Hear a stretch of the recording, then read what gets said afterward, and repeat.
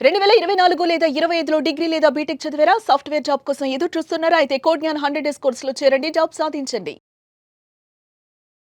ప్రస్తుతం మనతో పాటు లైవ్ కాల్‌లో అందుబాటులో ఉన్నారు. జై భారత్ పార్టీ వ్యవస్థాపక అధ్యక్షులు, అలాగే మాజీ సీబీఐ జేడీ లక్ష్మీనారాయణ గారు. ఒకసారి ఆయనతో మాట్లాడదాం. ఎందుకంటే జీఎస్టీలో చాలా రకాలైనటువంటి చేంజెస్ వచ్చాయి. కేంద్ర ప్రభుత్వం చేసినటువంటి ఏదైతే ఈ జీఎస్టీ ఈ సరిదిద్దులున్నాయో వీటన్నిటిలో కూడా రకరకాలైనటువంటి ఇష్యూస్ రైజ్ అవుతున్నాయని అంటున్నారు. రాబోయే 2, 3 నెలల్లో కూడా ఈ వినియోగదారులు కొన్ని ప్రాబ్లమ్స్‌ని అనవసరంగా ఫేస్ చేయాల్సి వస్తుందని చెప్పేసి కొంతమంది మాట్లాడుతున్నారు. ఇది నిజమా? ఒకవేళ నిజమే అయితే ఎవరికి బెనిఫిట్? వినియోగదారులకా? లేకపోతే ప్రభుత్వానికా? ఒక్కసారి సార్‌ని అడిగి మరిన్ని వివరాలు తెలుసుకుందాం.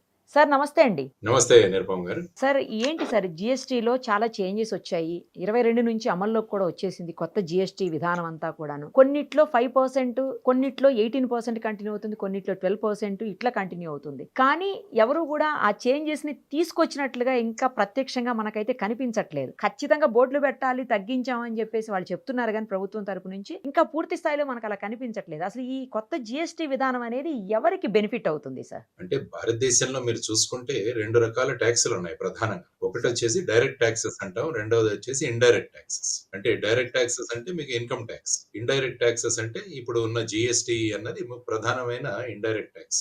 ఇండైరెక్ట్ టాక్స్‌లో ఎప్పుడు కూడా అందరూ ముడిపడి ఉంటారు indirect taxes. Direct taxes income tax ఏమవుతుందంటే కొంతమందికి మాత్రమే వర్తిస్తుంది. మిగతా వాళ్ళకి వర్తించదు. కానీ ఈ ఇండైరెక్ట్ టాక్సెస్ ముఖ్యంగా జీఎస్టీ అన్నది ప్రతి ఒక్కరికి మీరు ఎక్కడ కొన్నా కూడా ఏ వస్తువు కొన్నా కూడా దాని మీద మీరు జీఎస్టీ చెల్లిస్తారు. ఆ చెల్లించిన జీఎస్టీ సెంటర్ కు వెళుతుంది, సగం స్టేట్ కూడా వస్తుంది.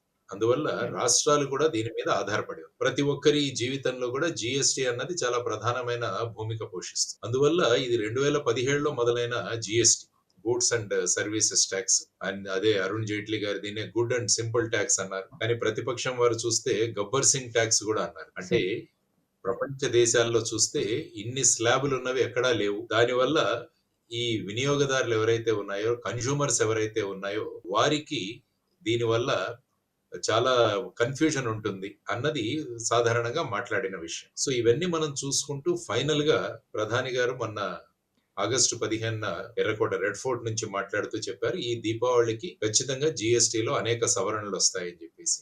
దాని ద్వారా వారు ప్రకటించారు. తర్వాత జిఎస్టీ కౌన్సిల్ మీట్ అయ్యారు. ఆ తర్వాత ఫైనాన్స్ మినిస్టర్ నిర్మలా సీతారామన్ గారు ప్రకటించడం జరిగింది. ఇప్పుడు 4 స్లాబుల్ని 2 స్లాబులుగానే మార్చడం జరిగింది. అంటే 5% తర్వాత 18 ఈ 2 స్లాబ్. తర్వాత ఇంకొక స్లాబ్ ఒకటి ఉంది 40%. అది సిన్ గూడ్స్ అంటాం. అంటే ఈ రకరకాల సిగరెట్లు ఇలాంటివి, తర్వాత ఈ కార్బొనేటెడ్ డ్రింక్స్, ఈ పొగాకు ఉపయోగించే ఉత్పత్తులు, వీటన్నిటి తర్వాత luxury cars, luxury motor cycles, వీటన్నిటి మీద 40% విధించడం జరుగుతుంది. ఇది వాళ్ళు తెచ్చిన ప్రధానమైన మార్పు. సో మీరు చూస్తే 22వ తారీఖున సెప్టెంబర్న చాలా పేపర్లో పెద్ద పెద్ద అడ్వర్టైజ్మెంట్స్ కూడా వచ్చాయి. వాటిలో ఈ విధంగా జిఎస్టీ తగ్గుతోంది. చాలా మంది ఫైనల్ గా ఇది కన్స్యూమర్ కే మేము ఇస్తాము అన్న ప్రకటన కూడా చేయడం జరిగింది. సో ఈ విధమైన పరిస్థితులలో మీరు అంటున్నారు ఇప్పుడు కొన్ని వినియోగదారులు వాళ్ళకు, ఎందుకంటే ఈ రోజు మార్నింగ్ నేను పేపర్ లో చూస్తే వెహికల్స్ అంటే మన కార్లు వీటి మీద కూడా సుమారుగా 60,000 నుంచి 75,000 తగ్గింది. ఎందుకంటే 28% ఉన్న ట్యాక్స్ స్లాబ్ ఇప్పుడు 18 స్లాబ్ వచ్చింది. అందువల్ల ఈ దసరా సందర్భంగా ఐ థింక్ హైదరాబాద్ లో ప్రతిరోజు ఒక 5,000 వెహికల్స్ రిజిస్టర్ అవుతున్నాయని కూడా ఈ రోజు చూడడం జరిగింది. సో అటువంటి మార్పులతో తీసుకురావడం జరిగింది. ఏదైనా ఒక సవరణ మొదలు పెట్టడంతో ఏమవుతుందంటే కొంత ప్రాసెస్ లో దీన్ని తీసుకురావడానికి కొంత టైం పడుతుంది. ఎందుకంటే స్లాబులు తరచూ మారుతున్నాయి. తర్వాత ఏంటంటే రిటైలర్ల వాళ్ళు ఇది తగ్గినా కూడా పూర్తిగా వినియోగదారులకు పాస్ చేయకపోవడం వల్ల ధరలు తగ్గింపు అన్నది కన్స్యూమర్స్ కు దొరకట్లేదు అన్నది చాలా మంది మాట్లాడారు. ఎందుకంటే ఫర్ ఎగ్జాంపుల్ మీరు షాంపూలు గానీ బిస్కెట్లు గానీ చూసుకుంటే వాటి మీద 18% నుంచి 5% తగ్గించారు. కానీ చాలా కంపెనీలు ఏం చేస్తున్నాయంటే ఇంకా పాత ధరలనే కొనసాగిస్తున్నాయి. అందువల్ల మీరు అంటున్నట్టు కన్స్యూమర్స్ మేమైతే పేపర్ లో చూసాం, ప్రకటనలు చూసాం గానీ మేమైతే షాప్ కు వెళితే ఇవి పాత రేట్లే ఉన్నాయి. తర్వాత ఏంటంటే చాలా మంది దగ్గర ఓల్డ్ స్టాక్ కూడా ఉంటుంది. తర్వాత స్టాక్లు గోడౌన్ లో కూడా ఉంటాయి. అంటే ఈ స్లాబులు రాకముందు మరి వాట్ల మీద ఏ విధంగా చెయ్యాలి అన్నది కూడా ఒకటి కావట్లేదు. సో ఈ విధంగా చూసుకుంటే తర్వాత మీరు రెస్టారెంట్ బిల్లులు, సినిమా టికెట్లు, ట్రావెల్ సర్వీసెస్ దానివల్ల ఇది కూడా ఎక్కువ అవుతుంది. ఫర్ ఎగ్జాంపుల్ ఇప్పుడు సినిమా టికెట్ చూసుకుంటే ₹100 మీద ఐ థింక్ 18% వచ్చింది అనుకుంటా. ఇప్పుడు ₹118 అవుతుంది. సో ఈ విధంగా అనేక విషయాల మీద మీరన్నట్టు కన్ఫ్యూజన్ అన్నది ఉంటుంది.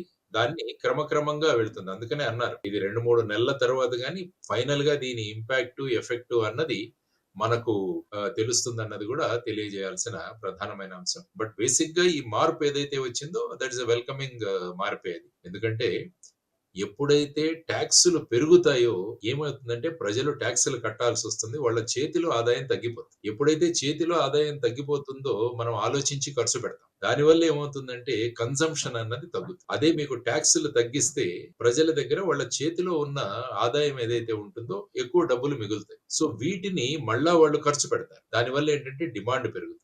ఎప్పుడైతే డిమాండ్ పెరిగిందో మన దగ్గరున్న మ్యానుఫ్యాక్చరింగ్ గాని, ఫ్యాక్టరీలు గాని వీట్లకి ఎక్కువ డిమాండ్ వస్తుంది. డిమాండ్ ఎక్కువ వచ్చినప్పుడు వాళ్ళు ఎక్కువ మంది పబ్లిక్‌ని కూడా ఇన్వాల్వ్ చేయాల్సింది. అంటే వాళ్ళ కార్మికుల సంఖ్య పెంచాల్సి ఉంటుంది. దానివల్ల ఇండైరెక్ట్‌గా చూసుకుంటే మీరు ఎంప్లాయ్‌మెంట్ కూడా పెరుగుతుంది. సో ఈ విధమైన ఒక వర్చువస్ సర్కిల్ ఆఫ్ ఎకానమీ అండి. సో డిమాండ్ పెంచడము, కన్సంప్షన్ పెంచితే డిమాండ్ పెరుగుతుంది. డిమాండ్ పెరిగితే మన రిక్వైర్మెంట్, ప్రొడక్షన్ పెరుగుతుంది. ప్రొడక్షన్ పెరిగితే ఎంప్లాయ్‌మెంట్ పెరుగుతుంది. సో ఆ విధమైన ఒక వర్చువస్ సైకిల్‌లో ఎకానమీ వస్తుందన్నది ప్రధానంగా చూడాల్సిన అంశం. సో ఇప్పుడు ముఖ్యంగా రాష్ట్రాలు అడుగుతున్నారు. రాష్ట్రాల దగ్గర కూడా కొంత కన్‌ఫ్యూషన్. రాష్ట్రాలు ఏమంటున్నాయంటే ఈ జీఎస్టీ టాక్స్ ఎలా ఉంటుందంటే ఇది కన్సంప్షన్ టాక్స్. అంటే ఏ రాష్ట్రంలో అయితే కన్సంప్షన్ ఎక్కువగా ఉంటుందో ఆ రాష్ట్రానికి జీఎస్టీ ఎక్కువగా దొరుకుతుంది. ఫర్ ఎగ్జాంపుల్ మీరు ఒక రాష్ట్రంలో తయారు చేస్తున్నాం అనుకున్నాం. కార్లు ఎక్కడో తయారవుతాయి మీకు. ఫర్ ఎగ్జాంపుల్ హుండై కార్స్ ఉన్నాయి. అవి తమిళనాడులో తయారవుతాయి. కానీ అక్కడ ఆ కార్లొచ్చి ఇక్కడ అమ్ముడవుతాయి. మీకు తెలంగాణలో గాని, ఆంధ్రప్రదేశ్‌లో గాని అనుకోండి. కాబట్టి జీఎస్టీ ఎక్కడొస్తుందంటే ఆంధ్ర, తెలంగాణకొస్తుంది. ఇది ఓకే. ప్రొడక్షన్ చేసే స్టేట్‌లకు రాదు ఇది. కన్సంప్షన్ టాక్స్ ఇది. ఏ రాష్ట్రంలో అయితే కన్సంప్షన్ ఎక్కువగా ఉంటుందో ఆ రాష్ట్రానికి జీఎస్టీ ఎక్కువొస్తుంది. కాబట్టి ఇప్పుడు ప్రొడక్షన్ రాష్ట్రాలు ఏమంటున్నాయంటే మరి దీనివల్ల మాకు మీరు కాంపెన్సేట్ చేయాలి అని వాళ్ళు అడుగుతారు. ముఖ్యంగా మీరు భారతదేశంలో తీసుకుంటే మహారాష్ట్ర, తమిళనాడు, గుజరాత్ అన్నవి ప్రొడక్షన్ స్టేట్స్. సో ఈ విధంగా మాకు కాంపెన్సేషన్ కావాలి అని అడుగుతున్నారు. తర్వాత ఏమవుతుందంటే ఈ టాక్స్ తగ్గిపోవడం వల్ల కన్స్యూమర్స్‌కి అది ఫాయిదా అవుతుంది. అంటే వాళ్లకు అనుకూలంగా ఉంటుంది గానీ రాష్ట్రాలకు వచ్చే జీఎస్టీ తగ్గిపోతుంది. ఎస్‌జీఎస్టీ స్టేట్ జీఎస్టీ తగ్గిపోతుంది. దానివల్ల రాష్ట్రాలు ఏమడుగుతున్నాయంటే మా ఆదాయం తగ్గిపోతుంది కాబట్టి మరి మేము ప్రతి రాష్ట్రము ఇన్ని వెల్‌ఫేర్ స్కీమ్స్ మేము అనౌన్స్ చేసుకోవచ్చు. సంక్షేమ పథకాలు. మరి వీట్లకు డబ్బులు ఎక్కడి నుంచి వస్తాయని రాష్ట్రాలు గొడవ పెడుతున్నాయి. కాబట్టి ముఖ్యంగా కన్స్యూమర్స్ కన్నా కూడా రాష్ట్రాలకు ఎక్కువగా ఇందులో డౌట్లున్నాయి. మా ఆర్థిక పరిస్థితి ఏ విధంగా మీరు సరిదిద్దుతారు అన్నది వాళ్ళు ప్రధానంగా చేస్తున్న ఒక రిక్వెస్ట్. సో ఆ విధంగా మనం ప్రస్తుతం వచ్చిన ఈ మార్పులు ఏవైతే ఉన్నాయో వాటి గురించి ఆలోచించాలి. It's a welcoming step. ఎప్పుడైనా ప్రజల మీద భారం తగ్గితే ప్రజలకెప్పుడు కూడా ఆనందంగా ఉంటుంది. ఎందుకంటే టాక్స్‌లు తక్కువగా ఏ రాష్ట్రంలో ఉంటాయో, ఆర్ ఏ దేశంలో ఉంటాయో ఆ దేశాలలో ఉన్న ప్రజలు ఏమవుతుందంటే వాళ్ళకు ఆదాయాన్ని వాళ్ళు మళ్ళా వినియోగంలోకి పెడతారు. లేకుంటే నేను టాక్స్‌లే పెంచుకుంటూ పోతుంటే ఏమవుతుందండి? ఆ రాష్ట్రాలు, ఆ దేశాల్లో వినియోగం ఎక్కువగా ఉండదు. దానివల్ల అక్కడ ప్రొడక్షన్ కూడా తగ్గిపోతుంది. ఎంప్లాయ్‌మెంట్ కూడా తగ్గుతుంది. సో ఈ అన్ని యాంగిల్స్‌లో చూసుకుంటే జీఎస్టీ రిడక్షన్ అన్నది we can take it as a very positive step. కానీ సార్ ఒక వెర్షన్ వినపడుతుంది. ఏంటంటే ఒక 3, 4 నెలలు బానే ఉంటుంది. ఆ తర్వాత మాత్రం ఖచ్చితంగా కన్స్యూమర్స్ మీద ఎఫెక్ట్ పడుతుంది. అంటే ప్రభుత్వం నుంచి కాదు. ఎవరైతే అమ్మేవాళ్ళుంటారో ఈ షాప్స్ వాళ్ళు కావచ్చు, లేకపోతే వేరే వాళ్ళు ఏవైతే మనం కొనుక్కుంటామో ఎవరెవరి దగ్గర నుంచో, వాళ్ళందరూ గూడా ఎఫెక్ట్ చూపిస్తారు కన్స్యూమర్స్ మీద అని అంటున్నారు సార్. అది నిజమా? అంటే సాధారణంగా ఏమవుతుందంటే మనకు చాలా చోట్ల బిల్లులు ఇవ్వరు. బిల్లులు ఓకే. ఇవ్వకపోవడం వల్ల ఏమవుతుందంటే చిన్న షాపులు, రిటైల్ షాపులు వీళ్ళు సరియైన జీఎస్టీ ఇన్వాయిస్ ఇవ్వకపోవడం వల్ల అది కూడా ఒక కన్‌ఫ్యూజన్ క్రియేట్ అవుతుందన్నమాట. చాలా మంది అంటున్నదేంటంటే జీఎస్టీలో చిన్న చిన్న వ్యాపారులు ఎవరైతే ఉన్నారో వారందరికీ కూడా చాలా కష్టాలు వాళ్ళు ఎదుర్కొంటున్నారు. ఎందుకంటే జీఎస్టీ అన్నది ఒక కాంప్లికేటెడ్ సిస్టమ్. ఇప్పుడు నేను ఎన్ని సంవత్సరాలు చదువుతున్నాను గానీ ఇంకా జీఎస్టీ సరిగా నాకు అర్థం అవ్వలేదు ఇంకా కూడా. అంటే ఇన్‌పుట్ క్రెడిట్, ఇన్‌పుట్ ఓకే. సబ్సిడీలు. అంటే ఒకరెవరైనా ఒక వస్తువు తయారు చేస్తున్నప్పుడు కొన్ని వస్తువులు వాళ్ళు కొనుక్కుంటారు. అంటే ఇన్‌పుట్‌గా అంటే రా మెటీరియల్‌గా.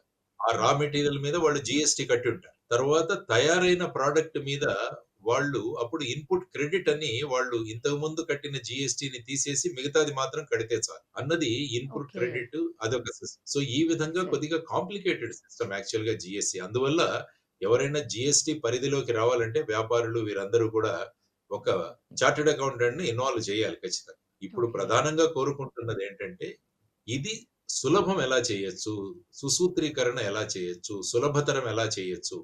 దానితో అందరూ కూడా జీఎస్టీ పరిధిలోకి వస్తారు. అంటే ముఖ్యంగా వ్యాపారం. చాలా మంది ఏమవుతుందంటే ఇప్పుడు జీఎస్టీ ఇంత కాంప్లికేటెడ్ ఉందని దాని నుంచి తప్పించుకునే ప్రయత్నాలు చేసేవాళ్ళు ఉంటారు. కాబట్టి ఈ నంబర్‌ని పెంచాలి. దానికని సింప్లిఫికేషన్ చేయాలి. ప్రొసీజరల్ సింప్లిఫికేషన్ గనక మనం చేయగలిగితే ఏమవుతుందంటే చాలా మంది స్వచ్ఛందంగా జీఎస్టీ వాళ్ళు వాళ్ళు తీసుకొని ఆ విధంగా వాళ్ళు ఈ సిస్టమ్‌లోకి వస్తారు. అది కూడా ఒక కాంప్లికేటెడ్ సిస్టమ్ కాబట్టి అది కూడా ప్రభుత్వం ఆలోచించాలి అన్నది. ఆ తర్వాత ముఖ్యంగా ఇందులో ప్రధానంగా కోరుకుంటున్నది ఏంటంటే పెట్రోల్, డీజిల్‌ని కూడా జీఎస్టీలోకి తీసుకురావాలన్నది చాలా మంది యొక్క డిమాండ్. ఎందుకంటే పెట్రోల్, డీజిల్‌ని జీఎస్టీలోకి తీసుకొస్తే చాలా తక్కువ రేట్‌లో మనకు దొరుకుతాయి అన్నది కోరుకుంటున్న అంశం. కానీ మీరు చూసుకుంటే ప్రధానంగా కేంద్ర ప్రభుత్వానికి వచ్చే ఆదాయంలో ఈ పెట్రోల్, డీజిల్ వల్ల తర్వాత వచ్చేసి దాని మీద సెస్ వల్ల కూడా చాలా ఆదాయం ఉంటుంది మీకు. యాక్చువల్‌గా మీరు పెట్రోల్ బిల్ తీసుకుంటే అందులో ఒకసారి బిల్ గమనిస్తే మీరు అందులో బేసిక్ కన్నా దాని మీద టాక్స్, వ్యాట్ దాని తర్వాత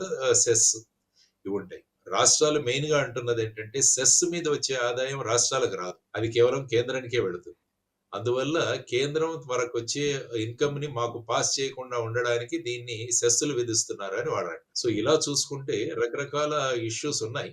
సో, క్రమక్రమంగా స్లోగా ఆ ఇష్యూస్‌ను పరిశీలించే ఇది ఉంటుంది. ఏ మార్పు తెచ్చినా కొద్దిగా ఇనీషియల్ ఫేజ్‌లో అడ్జస్ట్ అవ్వడానికి కొంత టైం పడుతుంది. కొంత క్లారిటీ అన్నది లోపిస్తుంది.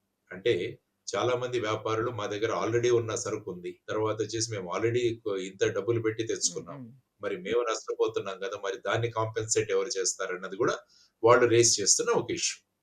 దానివల్ల ఏంటంటే మళ్ళా పాత రేట్లకే అమ్మేసుకుందాం ఇదంతా పాత సరుకు కదా అని కూడా వాళ్ళు అదొకటి. సో, దీని మీద ఒక క్లారిటీ వచ్చి వాళ్ళకొచ్చే నష్టాన్ని ఏ విధంగా మీరు దాన్ని కాంపెన్సేట్ చేస్తున్నారన్నది కూడా క్లారిటీ ఒకటి రావాలి. ఐ థింక్ మీరు అంటున్న విషయాలు ఈ విధమైన కొన్ని సందిగ్ధమైన పరిస్థితులు ఎదుర్కొంటున్నారని నేను అనుకుంటున్నాను. Perfect sir. చాలా కరెక్ట్‌గా వివరించారు. ఏం జరుగుతుంది, ఏం జరగబోతుందనేది కూడా జీఎస్టీ విషయంలో. Thank you sir. Thank you so much. నమస్తే. నమస్తే. సుమన్ టీవీలో మీ పర్సనల్ అండ్ బిజినెస్ ప్రమోషన్స్ కోసం కింది నెంబర్కి కాంటాక్ట్ చేయండి.